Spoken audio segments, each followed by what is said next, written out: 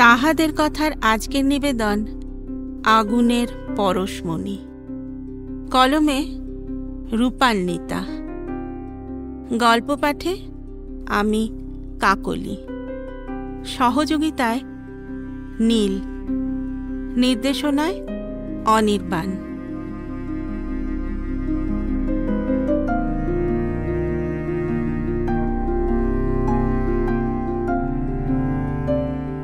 সাঁঝ হতে না হতেই সন্ধ্যাদীপ জেলে রান্নাঘরে চলে আসে দত্তবাড়ির ছোট বৌমা চন্দ্রাবতী। গরদের লাল পেড়ে শাড়ি পরে বসে উনুনের পাশটিতে। পরম যত্নে জাল দেয় দুধে। এক মনে নেড়ে নেড়ে ঘন করে দুধটাকে। এক মন দুধকে নেড়ে চেড়ে আধ মন বানাবার পরে তাতে ঘন স্বর পড়ে। সেই স্বর তখন তুলে রাখে অন্য একটি পাত্রে। তারপর সরু ধান থেকে তৈরি খই নিয়ে ভিজিয়ে দেয় সেই দুধে। তার উপর সাজিয়ে দেয় তুলে রাখা স্বর। গত মাস 6 ধরে এ রোজকার অভ্যেস চন্দ্রার। বাড়িতে এক গন্ডা ঝি চাকরেরা থাকলেও এই কাজটি নিজে হাতে করে চন্দ্রাবতী। শয্যাশায়ী স্বামীর রাতে খিদে পায় খুব। রোগা মানুষ, মুখ বেঁকে গেছে, তাই কথাও বলতে পারে না। খিদে যাতে কষ্ট না পায় তাই পরম যত্নে এইটুকু রাধা। শুধু কি এইটুকু? সারা দিন যে কত কি করে স্বামীর জন্য। পুজো আর্চা, ঠাকুর বাড়ি যাওয়া, গঙ্গা স্নান করা, স্বামীর মঙ্গলের জন্য যা যা সম্ভব এতটুকু বিরক্ত না হয়ে করে যাচ্ছে দিনের পর দিন।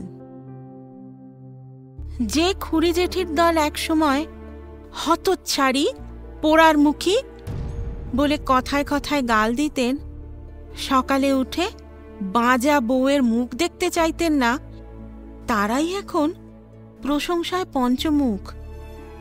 তারাই বলে বৌমা সাক্ষাৎ সতীলক্ষ্মী। উপেন আমাদের ওর সেবাতেই ভালো হয়ে উঠবে, দেখিস। শুধু বড় তরফের যা বিরজাই যেন খুশি নয়। অবরে সবরে কখনো একা পেলে মুখ ঝামটা দিয়ে বলে, কি রে হতভাগী, অমন স্বামীর মুখে নুরো জেলে না দিয়ে তুই যে সেবা করিস বড়। কি যে বলো দিদি, স্বামী তো ঈশ্বরের সমান। মৃদু হেসে বলে চন্দ্রাবতী। দেখ ছোট, বেশি কথা বলিসনি, যে না স্বামীর ছিরি তোর। আবার হাসে চন্দ্রা।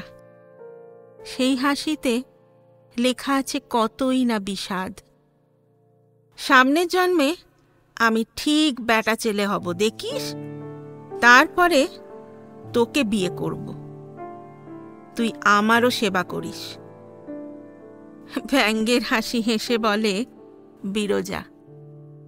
এর উত্তরেও কিছুই না বলে শুধু হাসে চন্দ্রা। আর তাই দেখে আরও রেগে যায় বিরজা। রাখবে নাই বা কেন? 9 বছরের ছোট্ট মেয়ে চন্দ্রাবতী যেদিন এই শ্যামপুকুরের দত্তবাড়িতে বিয়ে হয়ে এলো, বিরজা তখন নিজে 14 কিশোরী।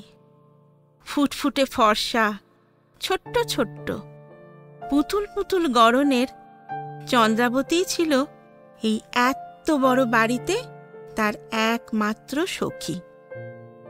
2 জায়ে মিলে গঙ্গা জল পাতাবে ঠিক করেছিল, কিন্তু তাতে বাদ সেধেছিল বাড়ির বাকিরা। 2 তরফের মধ্যে ওপরে ওপরে ভাব থাকলেও আসলে 2 তরফে 2 পুরুষ একে অন্যকে 2 চক্ষে দেখতে পারতেন না। আর তাই খাঁড়া নেমে এসেছিল এই দুই শিশু কিশোরী বধূর সম্পর্কেও। শ্যামপুকুর অঞ্চলের এই দত্ত পরিবারের উত্থান এবং সম্পদ কিন্তু খুব পুরনো নয়, মাত্র 2 পুরুষের। দত্তবাড়ির বৃদ্ধ কর্তা দিবাকর দত্ত ছিলেন হতদরিদ্র এক পুরুষ। পর 2 বছর অনাবৃষ্টির পরে হাওড়া জেলার প্রত্যন্ত গ্রাম মাজিপুর থেকে পালিয়ে কলকাতা চলে এসেছিলেন দিবাকর। সম্বল বলতে কিছুই ছিল না, কিন্তু কখন যে কার ভাগ্যলিখন পাল্টে যায় সে তো কেউ জানে না। দিবাকরেরও তাই হয়েছিল। ইস্ট ইন্ডিয়া কোম্পানির জাহাজে ভরে বিভিন্ন রকম দেশীয় মালপত্র ব্রিটেনে যেত সেই সময়। সামান্য মূল্যে ভারতবর্ষের রেশম ইত্যাদি বহুমূল্য জিনিস প্রায় লুণ্ঠন করেই নিয়ে যেত, আর ফেরার সময় যাতে জাহাজ হালকা হয়ে না যায় তাই জাহাজে ভরে আনত লবণ। অনাবৃষ্টির প্রকোপে যখন দিবাকর ভাগ্যদেবীকে দোষ দিতে দিতে চোখে জল নিয়ে নিজের মাটি ছেড়েছিলেন, হয়তো তখনই ভাগ্যদেবী অলক্ষ্যে হেসেছিলেন। তাই প্রায় সহায় সম্বলহীন দিবাকরের যোগাযোগ হয়েছিল এক বিখ্যাত বাবুর ভৃত্যের সঙ্গে, যে হুগলি নদীর জেটির কাছাকাছি অপেক্ষায় ছিল জাহাজ আসার। লবণের ব্যবসা করতেন সেই বাবুও, আর ভৃত্যের উপর ভার ছিল জাহাজ আসার সময় এগিয়ে এলে পাহারা দেয়া। তার কাছ থেকেই প্রথম লবণের ইজারা নেবার কথা শোনেন দিবাকর। সহায় সম্বলহীন হলেও দিবাকর জানতেন তার স্ত্রী নিস্তারিণীর অঙ্গে সধবার চিহ্ন হিসেবে তখনও রয়ে গেছে সোনার পাত বসানো, লোহা বাঁধানো এবং ছেলে সত্যেনের কোমরের ঘুনশিতে বাঁধা একটি সোনার পাত বসানো কবজ। জন্মরোগা ছেলে, তাই বহু কষ্ট করেই এই কবজটি বানিয়ে দিয়েছিলেন দিবাকর।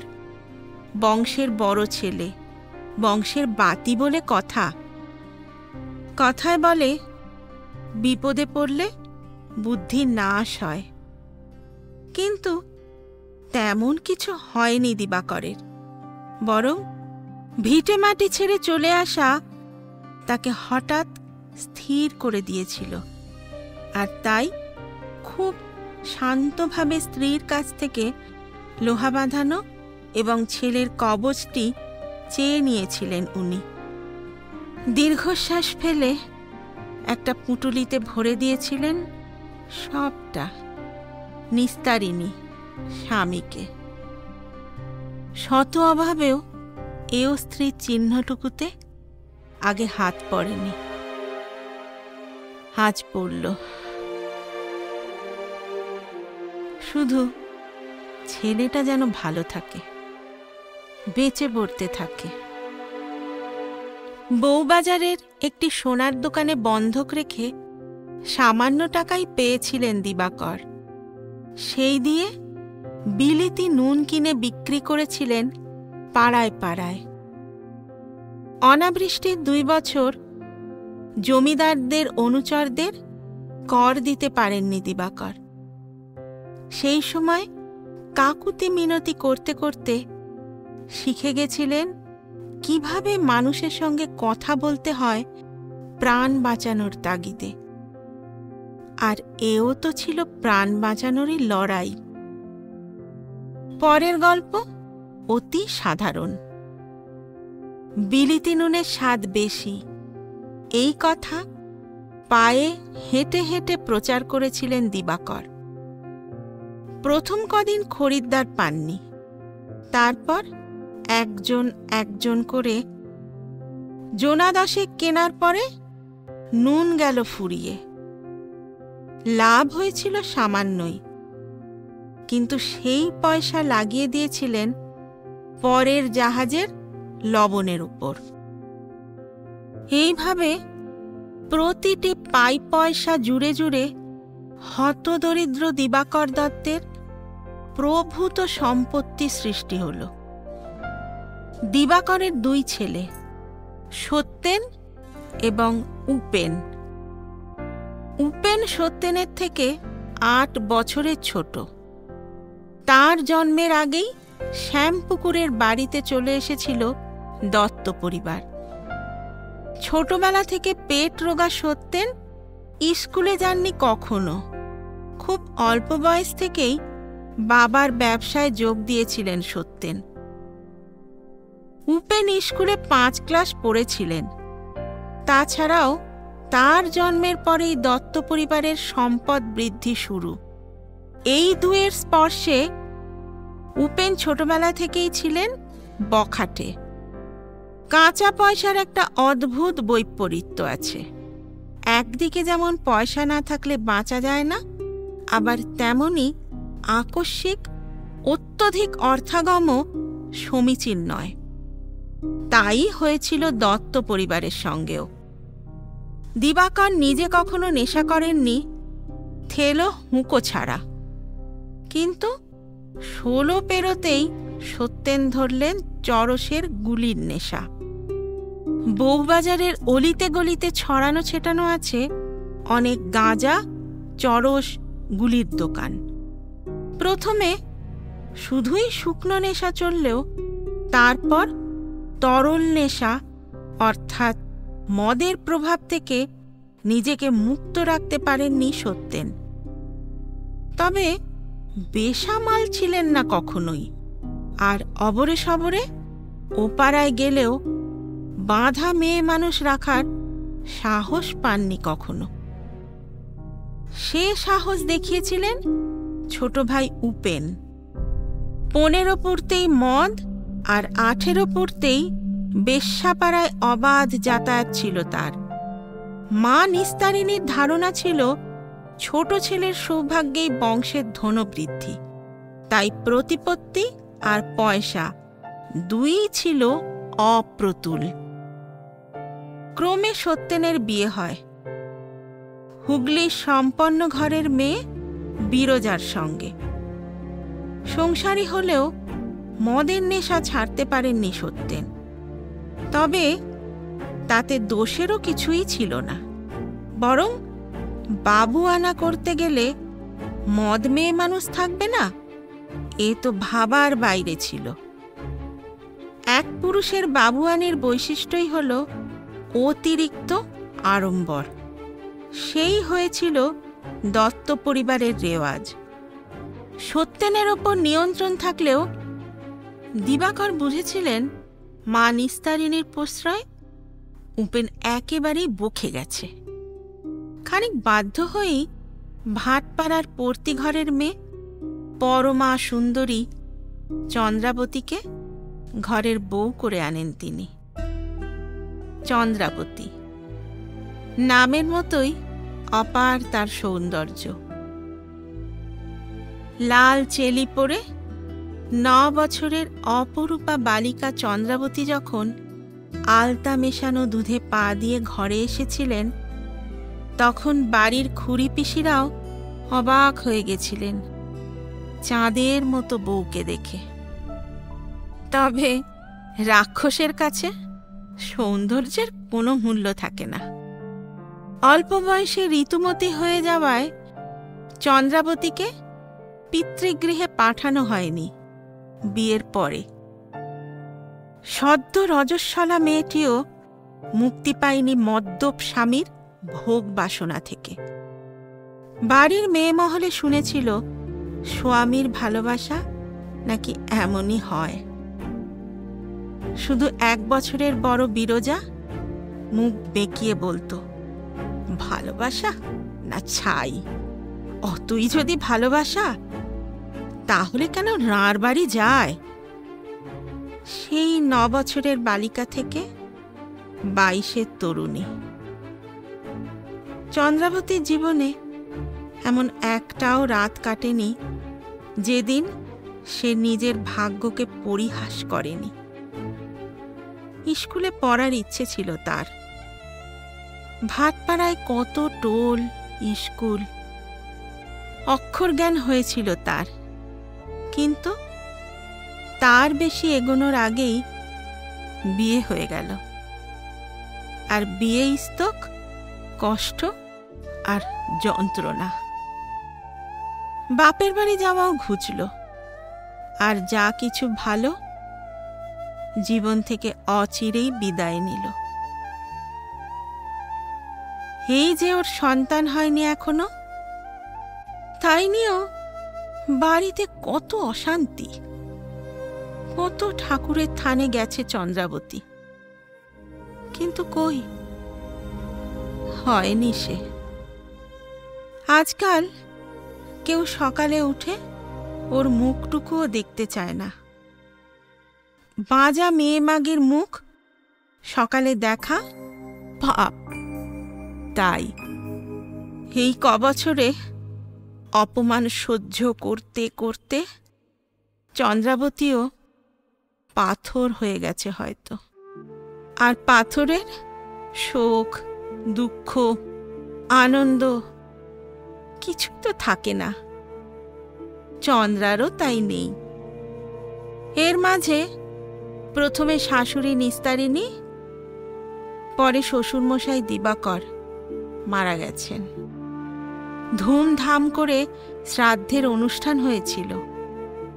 শ্যামপুকুর থেকে বউবাজার বিস্তীর্ণ এলাকার লোক নিমন্ত্রিত ছিলেন। এমন জাঁকের শ্রাদ্ধ দেখেননি শহরের লোক বহুদিন। কিন্তু শ্রাদ্ধ শেষ হবার কদিনের মধ্যেই উপেনকে ডেকে ব্যবসার আধা আধি ভাগ করে নেন সত্যেন। নেশার ঘরে থাকলেও বাবার সঙ্গে থেকে থেকে সত্যেন বুঝেছিলেন দুদিনেই সব সম্পত্তি ফুঁকে দেবে ভাই। তার চেয়ে আলাদা হয়ে যাওয়াই ভালো। 2 মহলা বাড়িও ভাগ হয়ে যায় 2 তরফের মধ্যে। শুধু বিশাল ছাদটা থেকে যায় অতীতের সুসম্পর্কের স্মৃতি হিসেবে। সেখানেই দেখা হয় বিরজা আর চন্দ্রাবতীর। চন্দ্রাকে যেমন অনুর্বরা করে রেখেছেন ঈশ্বর, বিরজাকে তেমনি ঢেলে দিয়েছেন যেন। 3 ছেলের পর 1 মেয়ে তার। তাদের নিয়েই সময় কেটে যায় বিরজার। তার বড় ছেলে সোমেন্দ্র সাহেবদের স্কুলে যায়।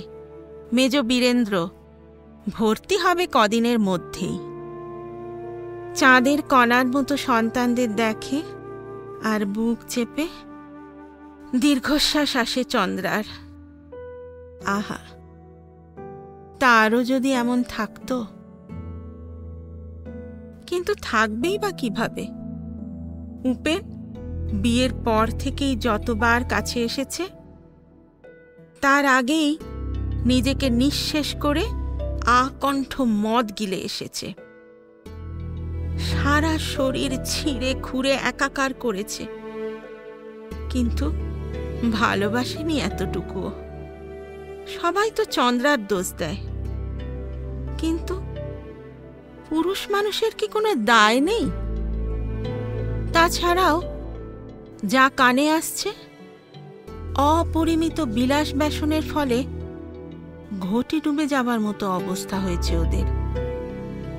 ঠাঁটপাট এখনো বজায় থাকলেও কথায় আছে, বসে খেলে কুবেরের ধনও শেষ হয়ে যায়। তাই হতে চলেছে ছোট তরফের। সব মিলিয়ে পরিস্থিতি প্রায় হাতের বাইরে চলে যাচ্ছে।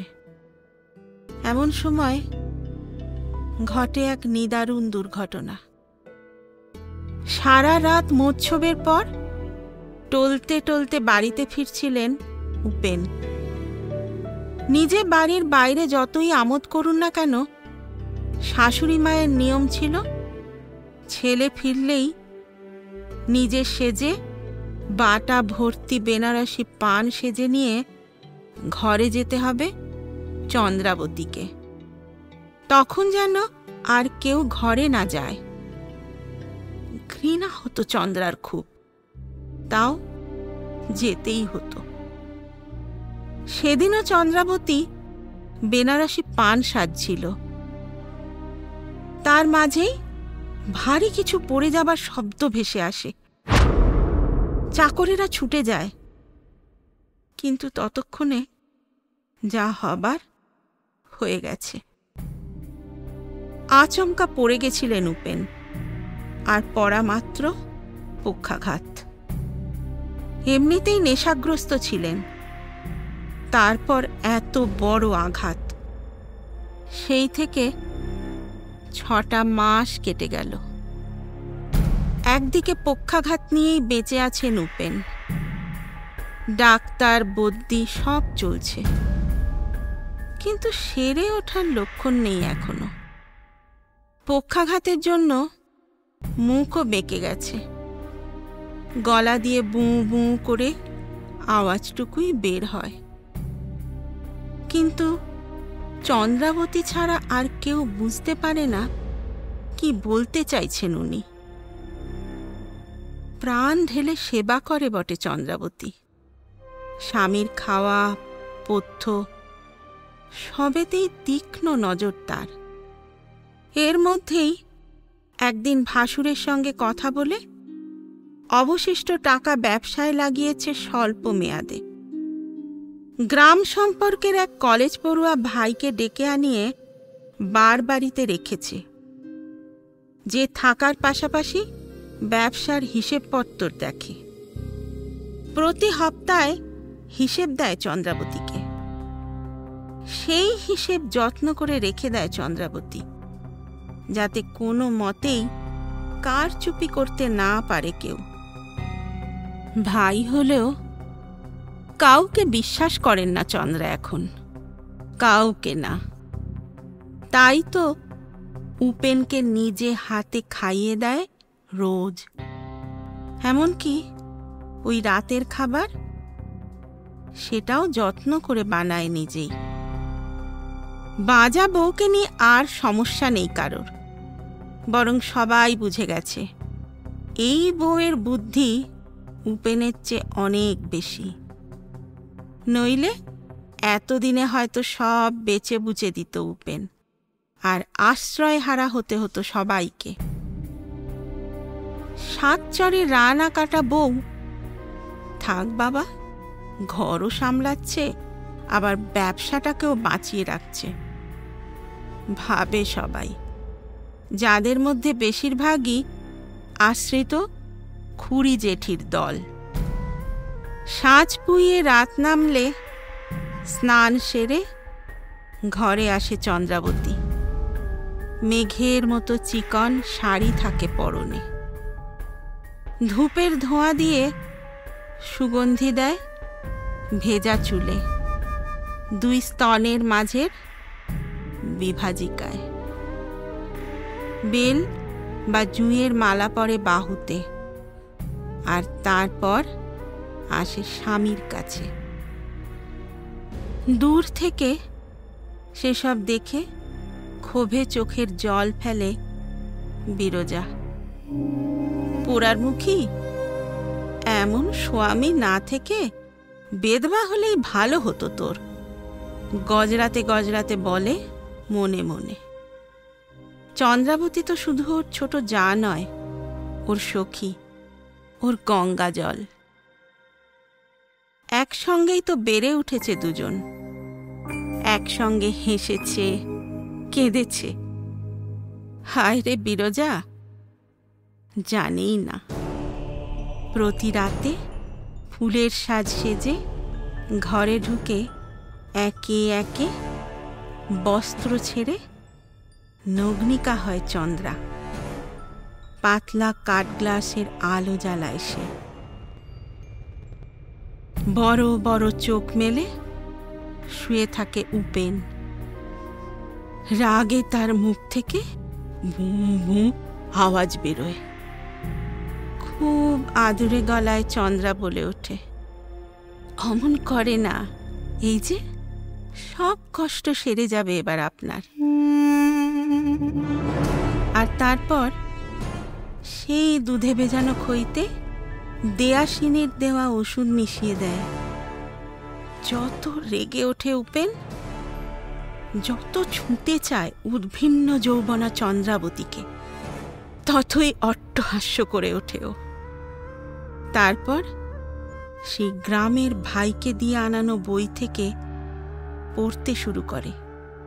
পাখি পাখি সব করে রব, রাতি পোহাইল। পাখি প অক্ষরে আকার পা, খ অক্ষরে দীর্ঘই খি। একদিন এই বিয়ের জন্য পড়তে পারেনি চন্দ্রা। বিয়ের পরে পড়তে দেবার কথা ভাবতেও পারেনি কেউ। আর এখন পড়তে পড়তে ভেজা চুল নাড়াচাড়া করতে থাকে চন্দ্রাবতী। ধূপের সুগন্ধের আড়ালে চাপা পড়ে যায় রিঠার গন্ধ। শুধু উপেন জানে, ঘরে রিঠার জল ফেলে গেছিল চন্দ্রা সেদিন। আর এই এত মন্দিরে যাওয়া ওর মঙ্গল কামনায়? তা আসলে ওষুধ দিয়ে ওকে অসুস্থ করে রাখার জন্যে। ডাক্তারের ওষুধ তো পেটে যেতেই দেয় না ওর। উপেন জানে ও মরবে এবার। ও প্রাণপণে মরে যেতে চায়, কিন্তু চন্দ্রা ওকে বাঁচিয়ে রাখে। সারা দিন সেবা যত্ন করে, আর প্রতি রাতে একটু একটু করে মেরে ফেলে। ক্ষোভে, আক্রোশে, ঘৃণার আগুনে জ্বলতে জ্বলতে উপেনের চোখ দিয়ে জল গড়াতে থাকে। ঠিক যেভাবে বছরের পর বছর বালিশ ভিজেছে চন্দ্রাবতীরও অক্ষম আক্রোশে। প্রেতিনীর মতো হেসে ওঠে চন্দ্রাবতী। প্রতিশোধের ধিকি ধিকি যে আগুন ওর বুকে বয়ে এসেছে এত কাল, এখন তাতে শান্তির বাড়িধারা।